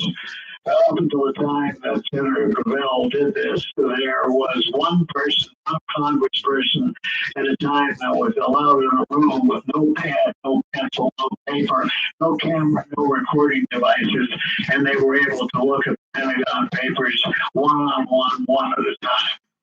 And he didn't think that this was the proper thing to do. So after going through the rigmarole of arguing with his colleagues, he held a filibuster in Congress and he read each one of the single papers into the congressional record. Now that takes guts. I don't know Senator Gravel. I've never met him before in my life. I don't know what his political views are, but I've talked to him extensively about the things that are in existence today, the world, the government, the United States government, other governments, and he's spot on. As far as the history of this country, from where it started with its founding fathers, he's right on. So, as far as I'm concerned, he's a very credible person. Now, in reference to Louis Farrakhan, our caller doesn't know anything about Louis Farrakhan. He's probably never met the man. If he has, I'd be very much surprised that what he's saying has any credibility whatsoever. I did meet with him. I met him personally before the conference that he had on the Savior's Week. He gave information to the American Muslim audience that he had there. But he has no personal experiences, as does his family, with UFOs. Now, a lot of people don't know that. It's not public knowledge. And when I found out about his relationship with the president was not from him. He wouldn't tell me anything like that. And it would be absolutely ridiculous to assume anything like that. So that information came to me from his guards, who obviously were some branch of the Secret Service.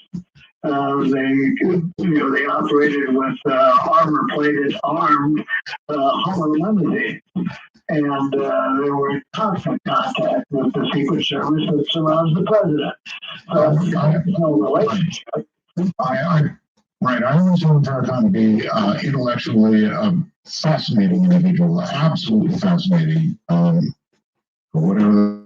Now to his question about the payments that went to people for these conferences that were done. The first thing, Art, that they said on the opening day of the conference is that we are going to get criticized because we accepted $20,000 for our parents here at this committee meeting.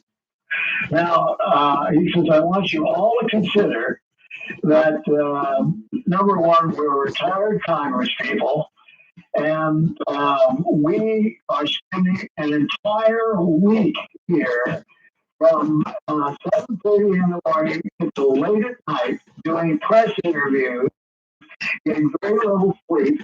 And if you add the $20,000 that we're receiving now, it barely pays for the expenses and the loss of income that we have because we charge a price over $30,000 for an appearance at either a Republican conference or a Democratic conference.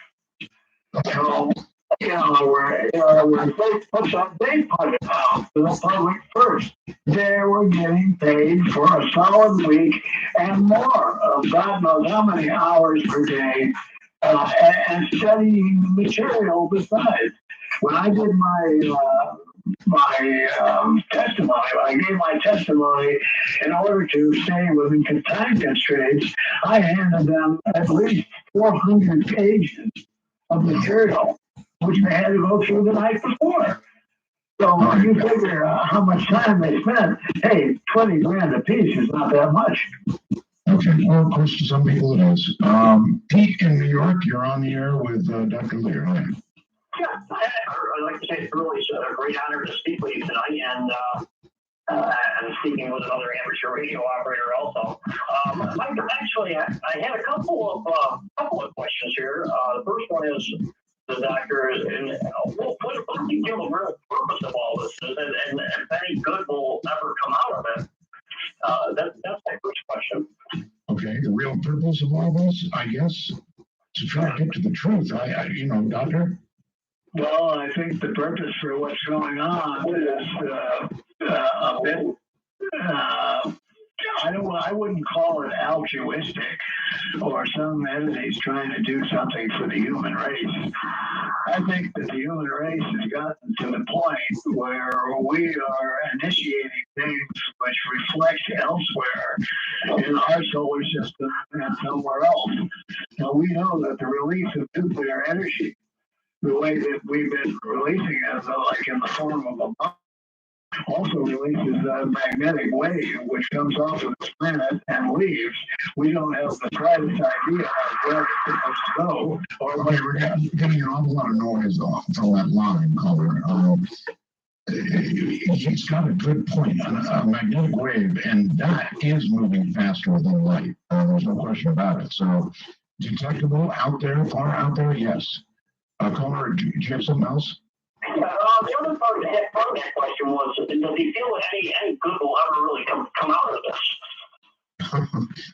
It depends on what this turns out to be. Doctor, what do you think? Well, I'm both optimistic and pessimistic at the same time. I think that from what I see on a world scale, as you got to look at things all over the world, and not listen to the news that you get from the usual channels, earth-based channels. The things you're getting now are representative of the truth. You listen to the Art Bell show or some of the things that are on the internet. Just the first time in history where people at least have the opportunity to hear the truth about what's going on. So we have to look at the world in its entirety. You look and you see what's going on. For example, let's take the Middle East. This all started in one country, which was Egypt. And who started the conflict? The conflict was started by people less than 35 years of age who did it without a gun. They did it by using the social media. That's true. And it spread all over the Middle East, and change is going to take place. It is taking place rapidly, I might add. All right, to Florida and Benjamin. Hi, Benjamin. Hi, Art. I was listening to yours and the doctor's conversation about the UFO over Turkey. Yes. And I drive a semi-truck and I don't have a computer, so I was wondering if it's after a week or so that I get home to look at some of these pictures on the internet. Will it still be there? I would say in a week, yes, it will still be there. There's a lot of material in the video that we were talking about. Listen to me. You can see the craft again and again and again. This thing goes on for, I don't know, 6 minutes and 40 some odd seconds. And lately, sir, you can see the craft. You can see the occupants, or that there are occupants inside. And yes, I think in a week you'll still be able to see it. I think you'll also be able to see it through my website, which is alienscalpel.com. Alienscalpel.com. And you can go and look at the Cumbergus footage there, and also the analysis. And I might mention also, Art, that on the analytical sections from Mario that was done in Chile, down towards the bottom of it, there is a drawing that was made by David Chase from an abduction case, which is very interesting. And he was able to draw the beings that the abductee saw on the ship. They were a mixture of praying mantis and grays. And the analyst chose these because on a number of different pictures that he saw, these most resemble the ones that were on the ship. Doctor, do you have any idea, or even a ballpark guess, about how many different types of alien beings are here or are frequenting our planet? Well, going back historically, I remember the assessments that Bob D talked about, and he said, at that time, what was that, the 60s? There was, 12 to 14 different races. So, it's a guess. There must be a bunch that have visited here or are visiting here or are having some kind of influence. And how do we know that there's a certain number of them that are just not here all the time? We say extraterrestrial, it just means off Earth. It doesn't mean, to tell you exactly where they're from. Another universe, another time. maybe there are us, thousands of years in the future who travel back in time. There's just infinite possibilities of numbers or how many are involved. But we do know that there's probably a great number involved in the functioning of this planet. And when you stop and look at it philosophically, how do we really know? I'll ask you this, George, if you don't mind me turning down the other direction. How do we know that the things that mankind has done here is not really being controlled from elsewhere? We don't. We absolutely don't. We don't know. We don't. That's correct. It feels like we're making our own decisions, Doctor. But who knows?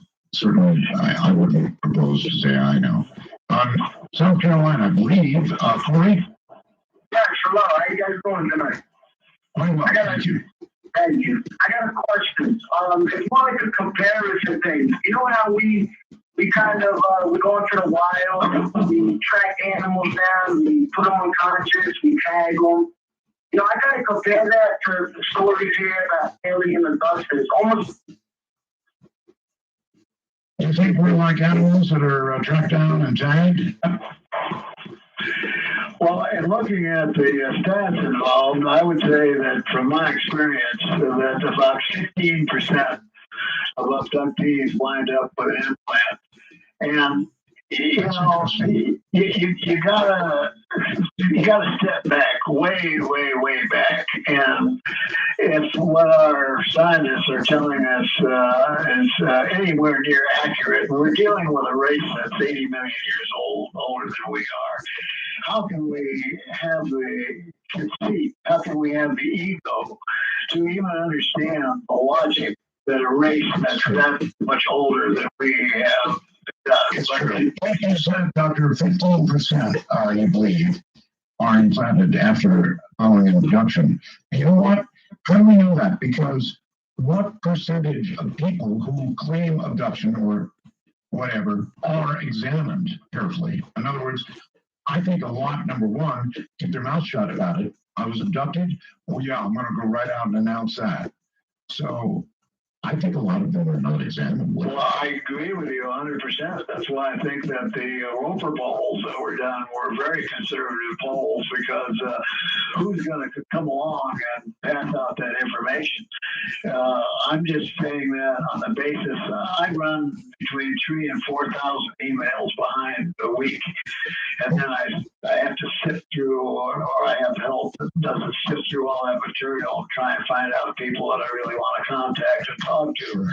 But then when you get down to the bare bones of who sends you an X-ray and who has an object, it's about 15%, and that's just about what we do with bears when we want to find out about their hibernation habits in the winter, and the sea mammals that we put tags on and see where they go and what they eat and what their predators are. So, you know, based on human logic, which I say is, you know, may not be logic that's 80 million years older than we are, but at least based on human logic, that, you know, sounds like a pretty good figure. All right. Our number 855 Real UFO brings Jeff in Tennessee. Hello. Hey, Art from Mega Rosmos. Thank you. Dr. Lear, I'm going to kind of run this down a different avenue.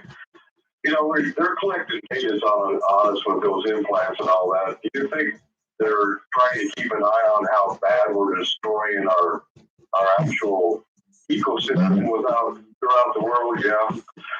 And that's what the hybrids are set up for, to come in and be the next go around. Well, in my view, you know, I look at the situation, and you know, if we're dealing with intelligences that are that much older than we are, as I said, I don't think they're altruists that are necessarily here to help the human race. I think that they're here to preserve the integrity of the universe, which we don't really understand. But the things that they're doing, for example, a hybrid program, assuming that's true, if you are building hybrids, maybe, again, it's just a get is all it is. But we can put forth the idea that perhaps if all else fails, they may have a collection of the DNA from everything that's on this earth and plan to establish beings that will take the place of Homo sapiens. I kind of get that feeling. I just kind of an instinct type feeling, It's just what we're doing with our GMOs and plastics and everything else. It's basically, destroying the DNA code of the human race. Well, that's true. GMOs are doing exactly that, because when you take DNA from a spider and you inject it into corn seeds, and then you get hybrid corn that you feed cattle, and then the cattle will become congenitally deformed within 3.5 years, and the plant shrinks half the size and will take up water. I mean, you're not doing much good for the human race. That's really, really bad stuff. Yeah, it's not looking real good for us if we keep hugging our chemist guys, where it's not looking good.